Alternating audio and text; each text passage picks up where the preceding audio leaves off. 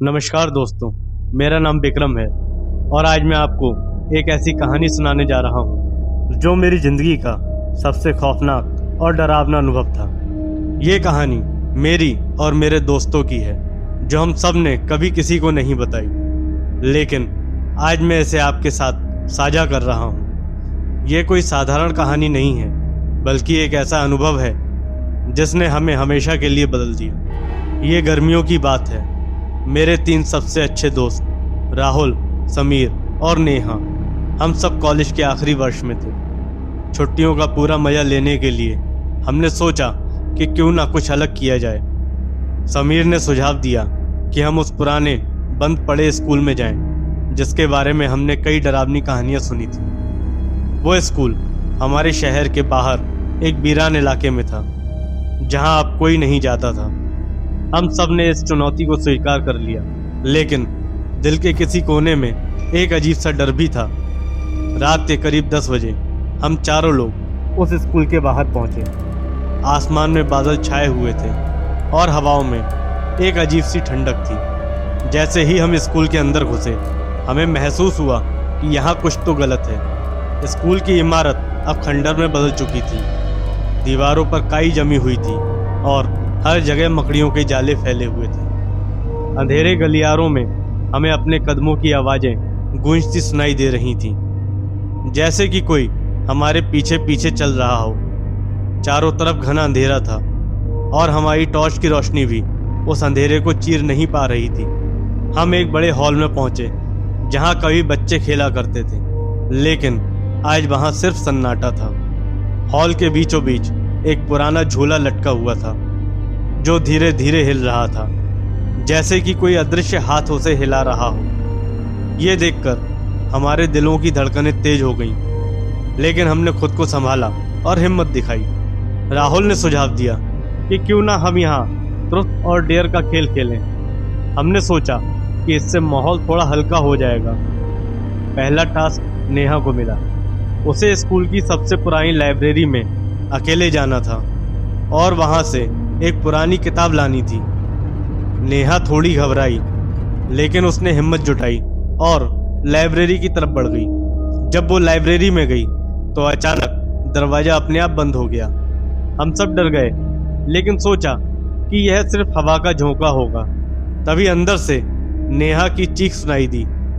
हम दौड़कर वहां पहुंचे, लेकिन दरवाज़ा बंद हो चुका था।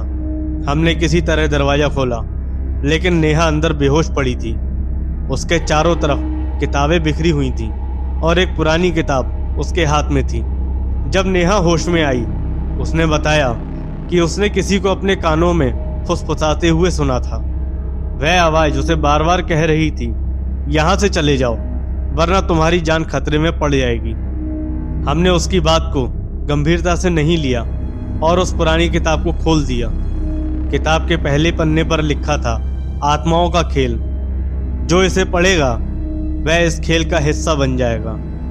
हमने इसे मजाक समझा और किताब को वहीं छोड़ दिया, लेकिन तभी अचानक हॉल के चारों तरफ से आवाज़ें आने लगीं, जैसे कि कोई हमारे आसपास चल रहा हो। टॉर्च की रोशनी में हमें कुछ परछाइयाँ दिखने लगीं जो हमें घेर रही थीं। हमने वहाँ से भागने की कोशिश की, लेकिन हमें लगा कि हमारे पैरों में जैसे किसी ने जंजीरें बांध दी हों। तभी अचानक एक पुरानी घंटी बजी और हॉल में एक अजीब सी रोशनी फैल गई। सामने की दीवार पर एक अजीब सा दृश्य उभर आया। उसमें 4 बच्चों की आकृतियां दिख रही थीं, जो एक गोलाकार में खड़ी थीं और हमारी तरफ देख रही थीं। उनकी आंखों में अजीब सी चमक थी, जो हमें डर से कांपने पर मजबूर कर रही थी। हमने कोशिश की कि वहां से निकल जाएं, लेकिन हर दरवाजा बंद हो चुका था। हम चारों अब समझ चुके थे कि यह कोई साधारण खेल नहीं है, बल्कि ये आत्माओं का खेल है, जिसमें हम फंस चुके हैं। हमने एक दूसरे का हाथ पकड़कर चलने की कोशिश की, लेकिन जैसे ही हम आगे बढ़े, राहुल अचानक गायब हो गया। हम सब चौंक गए और उसे ढूंढने लगे, लेकिन उसकी कोई आवाज़ नहीं आई। तभी एक जोर की चीख सुनाई दी, जो लाइब्रेरी से आ रही थी। हम दौड़कर वहां पहुंचे और देखा कि राहुल वहां फर्श पर पड़ा हुआ था। उसके चारों तरफ खून बिखरा हुआ था। राहुल की हालत देखकर हम सबके होश उड़ गए। हमने किसी तरह उसे उठाया और वहां से भागने की कोशिश की, लेकिन हमें हर कोने में कोई ना कोई डरावनी आकृति दिख रही थी जो हमें रोकने की कोशिश कर रही थी। जब हमें लगा कि अब हम नहीं बच पाएंगे, तभी अचानक एक बूढ़ा आदमी हमारे सामने आकर खड़ा हो गया। उसने हमें बताया कि वह इस स्कूल का पुराना चौकीदार है और यहाँ की आत्माओं को शांत करने का एकमात्र तरीका है कि हम उस किताब को वापस उसी जगह रख दें जहाँ से नेहा ने उसे उठाया था। हमने उसकी बात मानी और किसी तरह लाइब्रेरी पहुंचे। जैसे ही हमने किताब को वापस रखा, चारों तरफ एक जोर की आवाज हुई और वह बूढ़ा आदमी गायब हो गया। दरवाजे अपने आप खुल गए और हमने वहां से भागकर अपनी जान बचाई। उस रात के बाद हमने उस स्कूल के पास कभी जाने की हिम्मत नहीं की। वह घटना हमारी जिंदगी का सबसे खौफनाक अनुभव था, जिसने हमें हमेशा के लिए बदल दिया।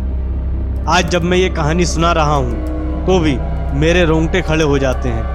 अगर आप भी कभी किसी बंद पड़े वीरान स्थान पर जाने की सोचें तो एक बार जरूर सोच लें, क्योंकि हो सकता है कि वहाँ आत्माओं का खेल चल रहा हो जिसमें आप भी फंस सकते हैं। दोस्तों, अगर आपको ये कहानी पसंद आई हो तो वीडियो को लाइक और शेयर करें और चैनल को सब्सक्राइब करना ना भूलें। धन्यवाद।